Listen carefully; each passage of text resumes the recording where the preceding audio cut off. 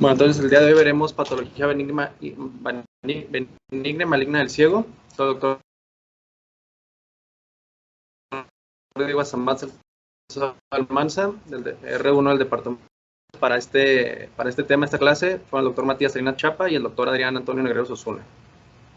Pues es un tema, la verdad que bastante extenso, aborda demasiadas patologías, entonces vamos a mencionar unas cuantas, y pues de una manera breve.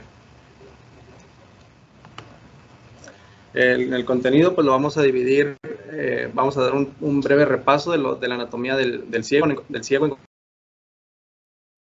patologías benignas, que lo vamos a dividir en inflamatorias infecciosas y patología maligna, que prácticamente pues puro adenocarcinoma. Recordando la anatomía del colon.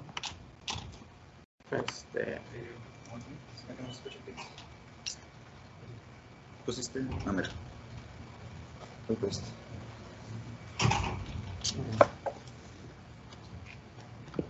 No, ese no es. Ese no es el otro. Sí. ¿Para que escuchen?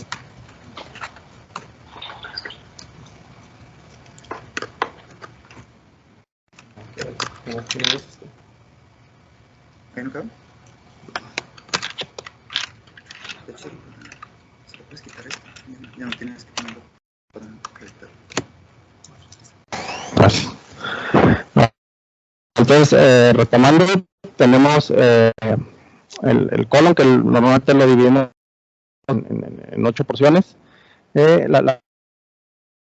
Donde se va a llegar la parte terminal del intestino delgado, el ilion, donde se inserta en el colon, en el ciego, y con su apéndice, el colon ascendente, transverso, descendente, sigmoideo, el recto y el ano.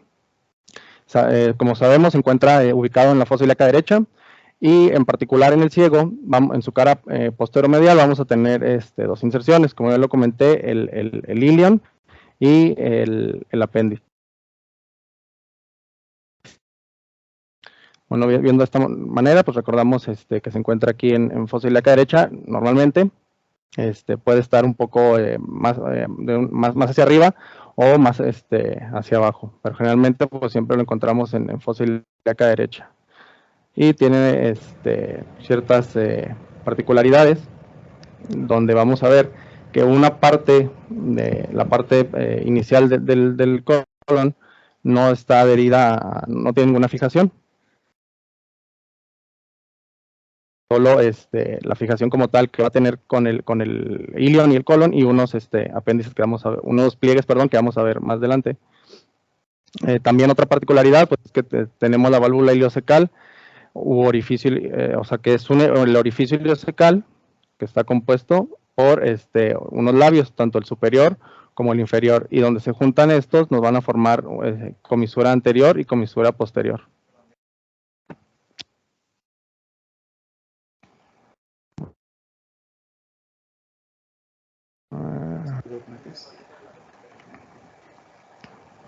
Y acá el otro. Sí, en el otro, en el pequeño. ¿Uno puedes dejar de compartir? ¿Uno puedes compartir? No. Antes creo que fue en el... ¿Dónde está, no? ¿Está bien? ¿Se escucha? ¿Se escucha? ¿No? A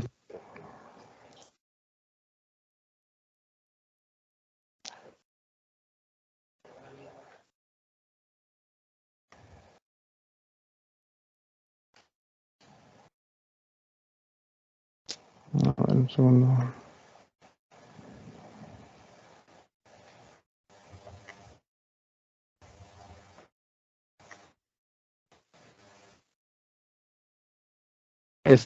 Vamos a tener de estos labios, la comisura posterior y la comisura anterior, pues que rodearía hasta la parte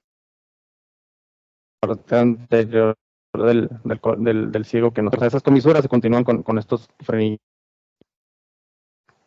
Y otro dato importante, pues es que a 2 centímetros de la válvula ileocecal hacia abajo vamos a tener el orificio del apendicular, ¿no? O del apéndice. Y vamos a tener lo que les comentaba al inicio, pliegues ileosecales, pliegues secales. Como sabemos, está cubierto por peritoneo solo en la parte anterior, en la parte posterior ya no hay peritoneo. Y en el espacio atrás de pues le vamos a llamar espacio o receso retrocecal, que ahorita vamos a ver que tiene importancia en algunas patologías. Y también, pues, vamos a tener la tenia libre o la tenia anterior, la mesocólica, que va a ser la interna, y la tenia epiploica, que va a ser la externa. Sería esta.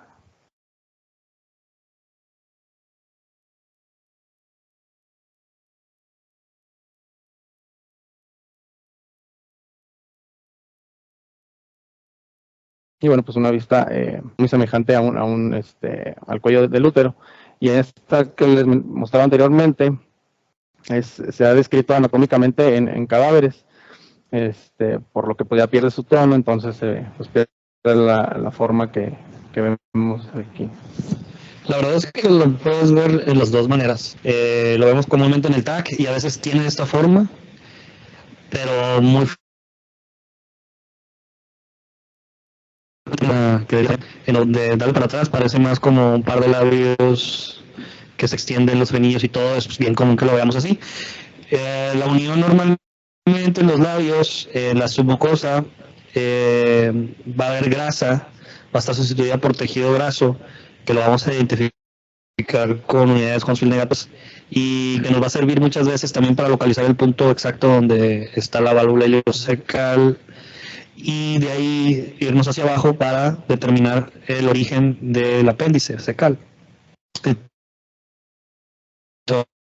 Entonces, eso es algo que con lipomas sí pueden existir más a ese nivel. Supongo que no sé si lo vas a mencionar o no, pero bueno, el punto es que hay veces que sí puede haber lipoma, pero no como la mayor parte de las veces es solamente la grasa de los labios de la válvula ileocecal.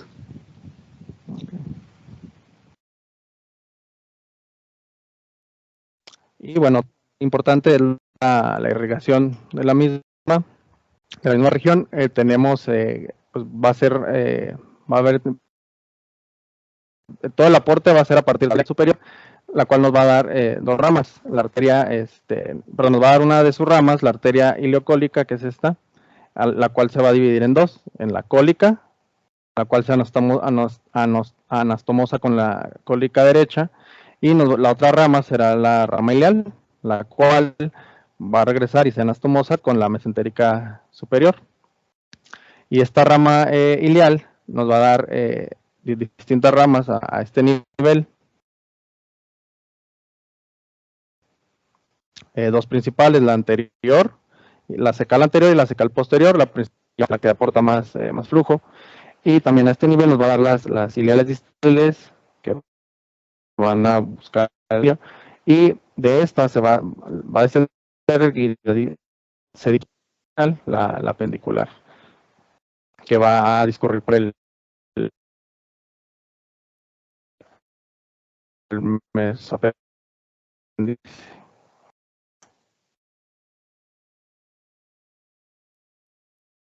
Entonces, es una torsión como tal del ciego sobre el mesenterio, pero los vemos generalmente en el colon izquierdo, cuando solo se presenta en un 10% en colon en una rango de 30 a 60 años, y el 25% se va a presentar en el colon proximal, que es la parte que veíamos que no tiene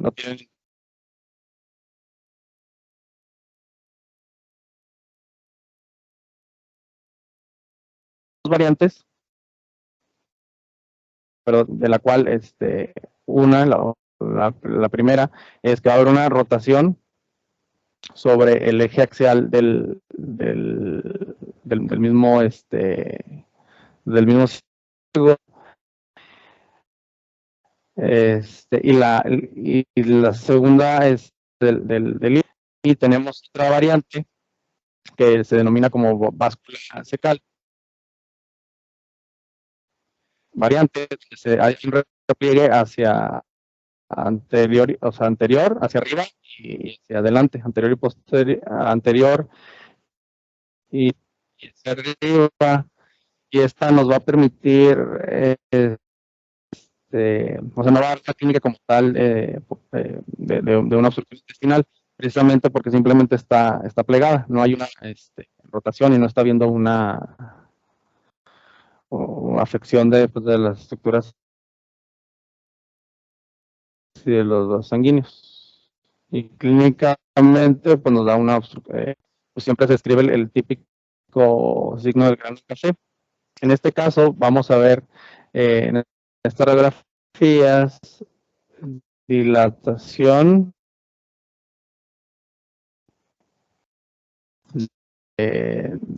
pues, del ciego, que generalmente izquierdo,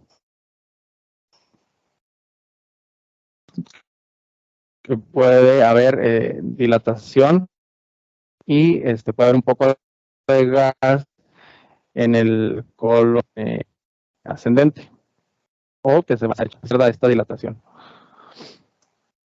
Y en la tomografía se va a escribir un signo típico, además de la dilatación que vamos a encontrar pues, al nivel del ciego, un signo típico que es el signo del remolino, que es precisamente donde está todo este pliego, esa torsión. Entonces vemos igual la dilatación que se va hacia el lado izquierdo y vemos aquí cómo empieza a formarse el signo del remolino.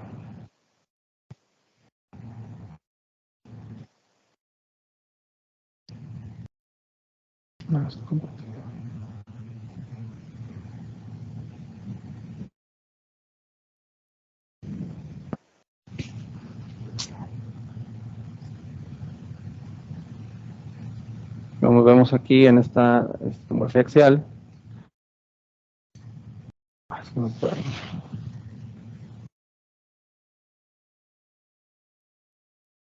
vemos aquí cómo empezamos a ver la dilatación del colon, del ciego, y aquí se forma el signo del remolino.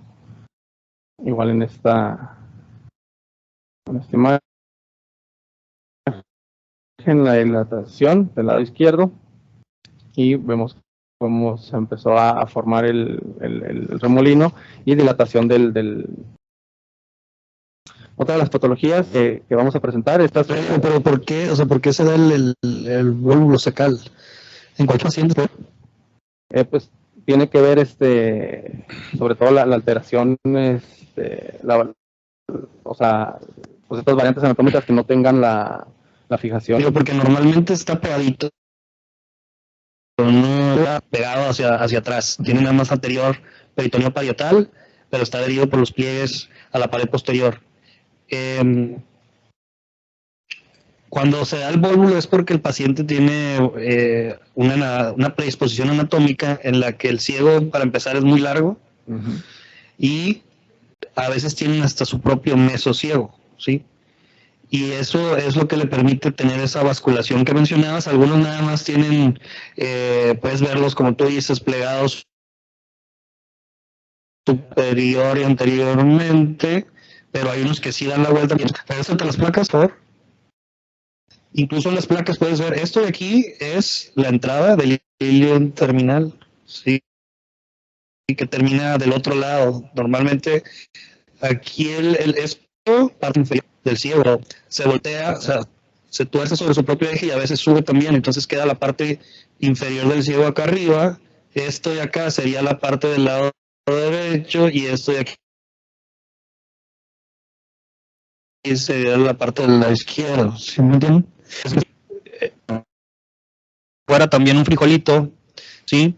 Pero la parte de aquí, la parte central, que sería como el hilio, aquí está la válvula cecal. Eso es bien común verlo en el vólvulo cecal. No confundirlo con el vólvulo sigmoideo, ¿sí? Porque muchas veces lo ves así de entrada, ves que no hay gas distal, ves una estructura dilatada que parece como grano de café,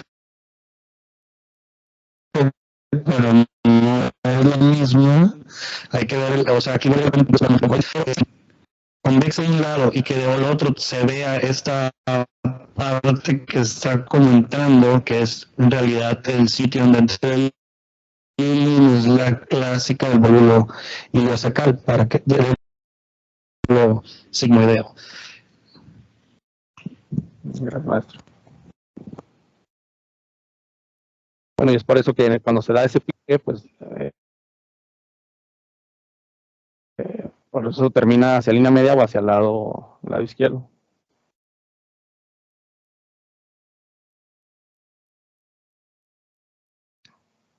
Bueno, solo para mencionarlo, saben la intussuscepción y los adultos tienen una incidencia de hasta el 3% y la cual nos va a dar una obstrucción hasta el 5%. Normalmente, o lo mejor para evaluarla en pacientes pediátricos es con ultrasonido, pero aquí en una adulto en una tomografía vamos a ver cómo a nivel del ciego se va a ver pues, aumentado de tamaño con engrosamiento. Puede haber engrosamiento de su pared y vemos cómo en la luz vamos a tener diferentes densidades. Vemos esta densidad aumentada que correspondería con la entrada del ilion y como alrededor hay imágenes hipodensas que pues es la grasa y el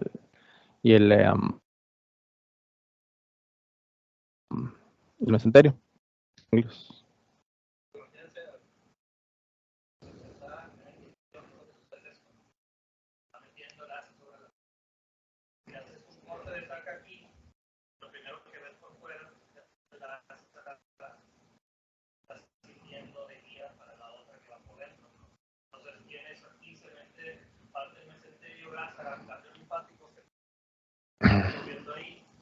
Y la parte externa, pues la manga esta, luego cambio linfático, grasa adentro, y el asa que está insertándose, pues todas estas estructuras en lo extraño.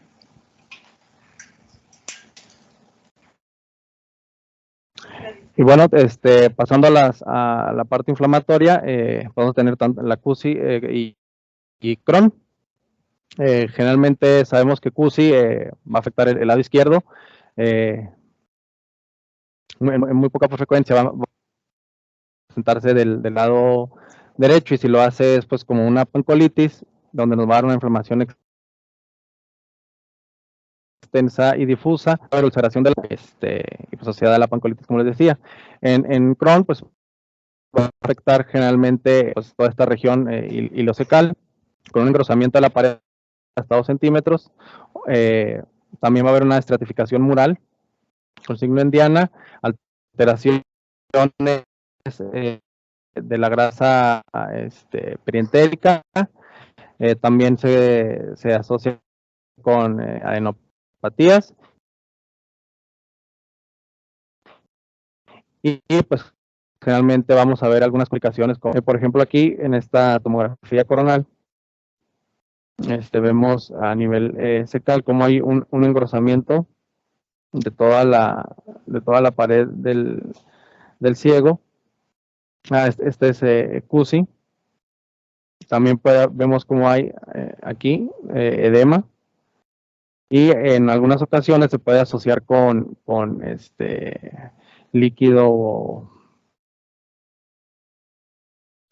pericólico, que es como que vamos a ver engrosamiento de la pared y asociada o no a líquido pericólico, y es como que pues, nos vamos a orientar mucho con la clínica, porque en realidad yo sí, muchas de las imágenes que veía es como que, o sea, pues veo igual esta enfermedad que la otra y la otra, y pues ahí como que tiene mucha relevancia ya la historia clínica del paciente. Igual vemos aquí a este nivel en un corte axial como hay un engrosamiento de la pared mucosa que tiene un realce y con un edema pericólico. Y en este caso vemos aquí a nivel del ciego como tiene también no solo la alteración a ese nivel, sino que ya aquí vemos datos de una fístula, datos de edema, de líquido. Y veíamos estas densidades ya a nivel de la pared anterior del abdomen y cómo nos daban una fístula. También va a haber afecciones de adenopatías y del ilion.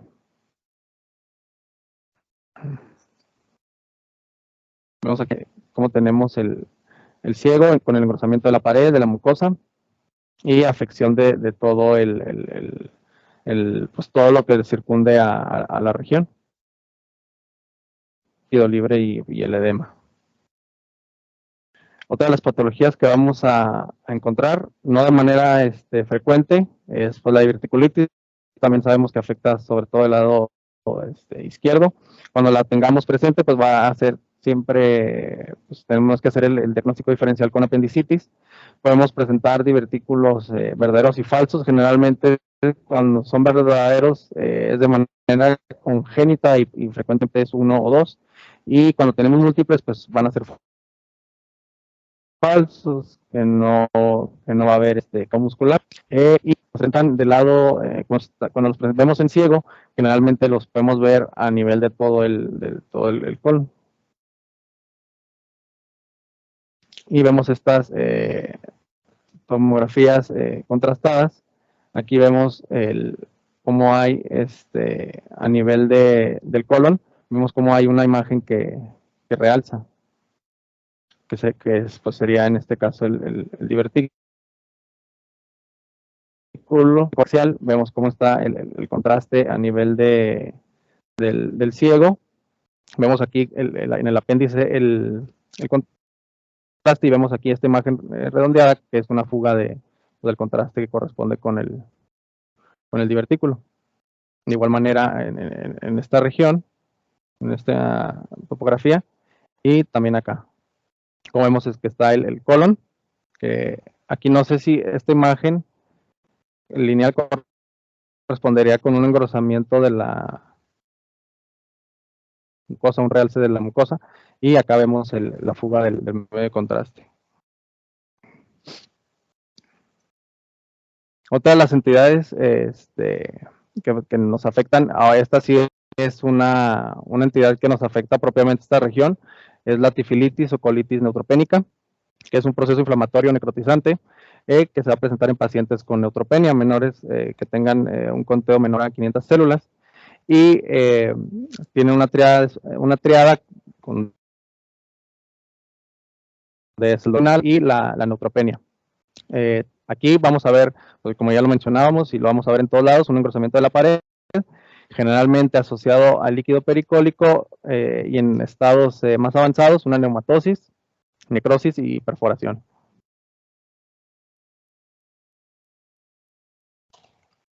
Igual vemos aquí en esta tomografía en corte coronal cómo tenemos esta región en el ciego con un engrosamiento de la pared,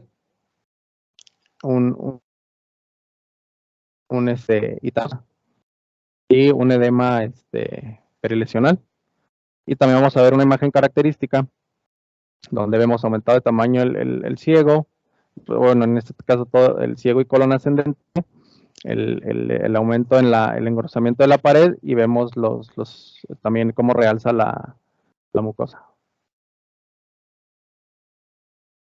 Otra de las patologías es la colitis membranosa, que esta, como sabemos, es una infección asociada al uso de Clostridium difficile o difícile, también una inflamación de la mucosa y característicamente la formación de las pseudomembranas.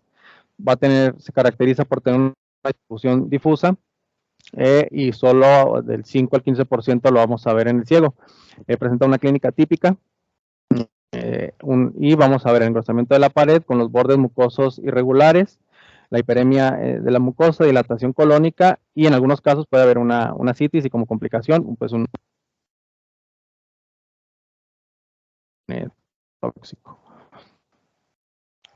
Es una más similar a la anterior de la tifilitis, donde vemos el colon con un engrosamiento de sus paredes y también pues el realce de la mucosa. y asociado a un edema también. Y aquí hay un signo típico, en este caso no es el ciego, pero vamos a ver cómo, aparte del engrosamiento y de la mucosa, a estos pliegues, que a estas formaciones, pues semeja un acordeón. A mí no me parece mucho, pero pues en la literatura todo el mundo dice que un acordeón, ¿no?, a los pliegues que hace sobre todo estirado. Y pues vemos igual cómo es el aumento de tamaño, el engrosamiento y pues todo el realce que hay de la mucosa, y en este caso pues asociado a líquido libre en toda alrededor de todo. Otra de las entidades, la amebiasis, tenemos a nivel mundial 500 millones de personas infectadas. Solo el 10% van a desarrollar una disentería. En estos casos vamos a ver invasión a la pared, masas necróticas que pueden imitar a un carcinoma. La literatura dice que generalmente cuando ves un caso de amebiasis, pues lo primero que piensas al ver las imágenes es en algún carcinoma. También hematomas, que son tejidos de granulación, y como complicación pues va a estar asociada a abscesos pulmonares o hepáticos. Vemos aquí a nivel del ciego, tenemos un engrosamiento de la pared, un edema. También se va a asociar a adenopatías, y en caso del hígado pues vemos como tal los abscesos medianos. Otra de las entidades fuentes a este nivel es la tuberculosis, que es a este nivel abdominal es una localización poco frecuente. Sin embargo, ha ido en aumento tanto por el SIDA y la inmigración sobre todo en África. Y cuando se presenta a nivel del colon, pues el 90% va a ser en la región ileocecal. No es generalmente no hay una evidencia que los pacientes tengan tuberculosis pulmonar previa. Primariamente aquí vamos a ver un engrosamiento mural, un acortamiento del línea del ciego. Aquí generalmente va a haber o siempre va a estar asociado a enopatías con un centro hipodenso, como lo veíamos también en la clase de tuberculosis pulmonar, pues con el conglomerado de enopatías. Vemos aquí en el colon también cómo está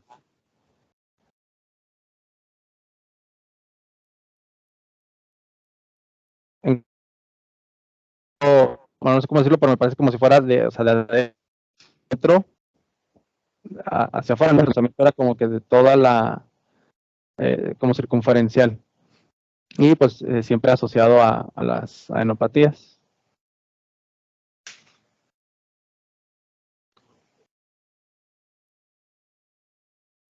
Y vamos a ver cómo se va a caracterizar por estas, pues como les decía, hay un engrosamiento y pues se presenta de manera heterogénea. Entonces está el colon, y vamos a ver cómo es engrosamiento difuso, y a veces con afección de la grasa y del mesenterio, y pues las adenopatías. Y en cuanto a las neoplasias, el 95% en esta región van a ser adenocarcinomas. El resto pueden ser carcinoides, leiomiosarcomas, linfomas. Generalmente se presentan terminales, un engrosamiento de la pared con invasión a la serosa y adenopatías. Entonces, como vemos, todas hemos estado hablando de lo mismo y de lo mismo. Ahí es parte de tuberculosis. La región más común de los abdominales son adenopatías retroperitoneales, característicamente hipodensas. Y cuando hay afección del tracto gastrointestinal, el sitio más común, como ya lo vieron, 90% es el nivel del ciego e ilion terminal. ¿Qué es lo que se va a ver? Engrosamiento del ilion terminal, engrosamiento del ciego, puede haber cambio en la morfología del ciego en el que se hace de una forma única, con bajo, y sobre todo en nuestro medio donde tenemos muchísimos casos de tuberculosis. Siempre que veamos engrosamiento del ciego y del hilio terminal, tenemos que tener el diagnóstico diferencial la tuberculosis, ¿sí? Entonces, no es nada raro tener casos de este tipo. El diagnóstico diferencial, como les digo, va a ser Crohn, obviamente. En algunos casos donde se ve muy aparatoso, como en este, podrían pensar obviamente en algún cáncer, pero siempre el cuadro clínico es muy importante. Y recientemente estamos también teniendo muchísimos casos. Resulta que pues todos los pacientes que tenían tuberculosis y estuvieron durante la pandemia, pues muchos pensaban que era COVID y pues les dieron esteroides y pues sorpresa, ahora tienen una TB súper diseminada. Entonces los vemos bastante seguidos aún sin este tema de esteroides, siempre tenerlo en cuenta. También podemos ver asociado, acuérdense que la tuberculosis abdominal también puede manifestarse como si fuera carcinomatosis peritoneal. Entonces de repente puedes tener engrosamiento del ciego, adenopatías, puedes tener TB peritoneal que parece como si fuera carcinomatosis. Entonces realmente sí puede ser una mímica completa de una tumoración e irte con la finta. Entonces, para tenerlo siempre en cuenta, que en nuestro medio es bien común y puede ser tuberculosis abdominal. Entonces, siempre tengo adenopatías, etcétera, siempre va a existir la posibilidad de la tuberculosis.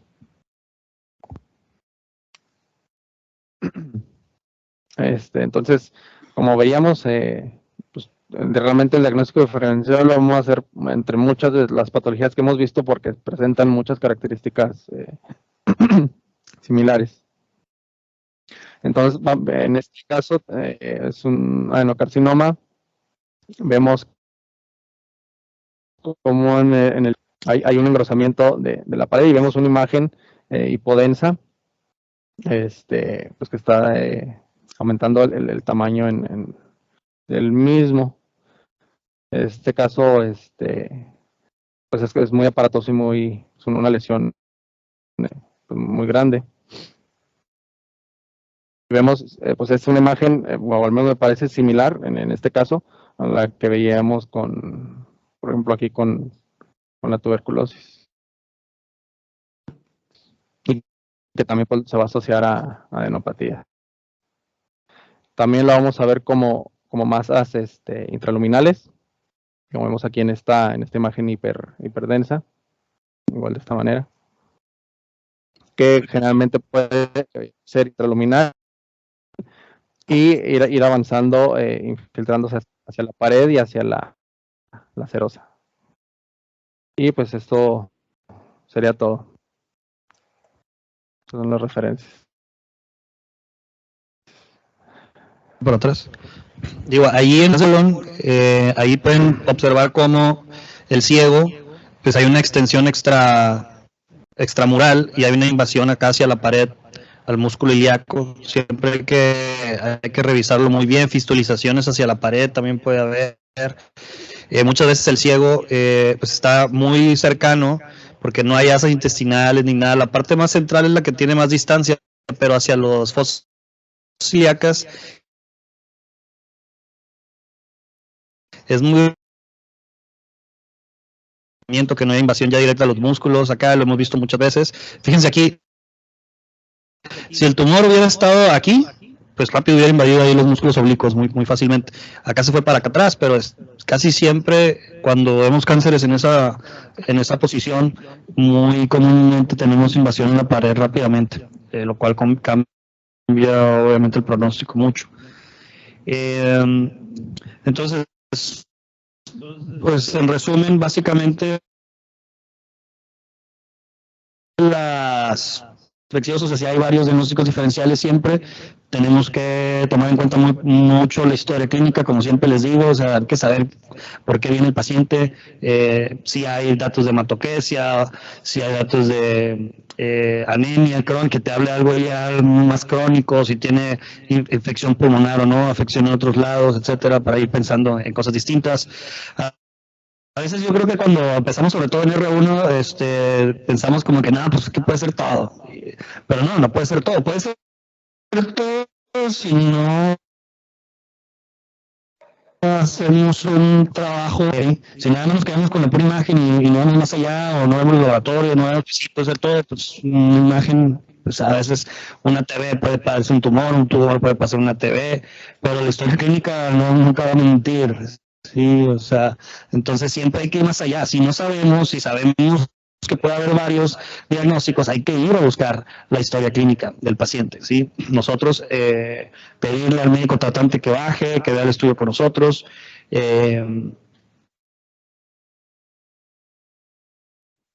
etcétera, ¿no? Para poder recibir el diagnóstico y poder lo que tenemos como en mente como diagnóstico. Y pues nada más, estaba cortito esta clase, pero sustancial. ¿Alguna duda, comentario, pregunta? A ver. Se me siente si le digo a alguien más, Frank. Y Frank.